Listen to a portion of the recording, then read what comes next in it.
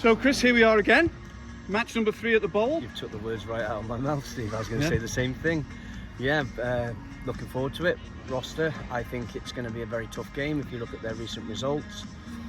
I don't believe that there is an easy game, but then I think probably St Martin's are the weakest team that we've played so far. But other than that, this team won 3-2 midweek, lost 2-1 to Abbey Hay, who are a very good team. So as each week goes by, we just don't take anything for granted. Absolutely. And another promising performance last week, and backed up with a very, very good win in midweek, coming from 2-0 down to win 4-2 against one of our playoff rivals. You must have been delighted with that. Yeah, that was very impressive. Although, if you look at the goals that they got, I mean, Jack McVeigh owned goal, and then the second one also was going wide of the goal, and Jack deflected that one in as well. So I think just as well he scored 2 at the other end. I think it's probably the most games Jack's ever scored in one game. 4 goals. So I just think that we played very well during the period where we had a 25-minute spell, and Lee and we were talking. And I said that, look, these are the times that you need to score when you've got, when you've got the team under pressure. And as it was, we didn't, and they did.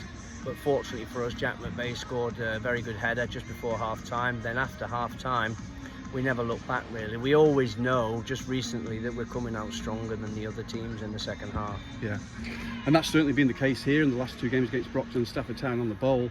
I thought we've controlled both games, so I'm assuming you're expecting more of the same tonight.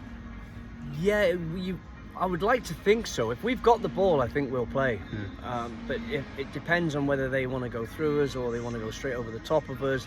If they miss the midfield out, then we might have to change things slightly, which is not something that we necessarily want to do.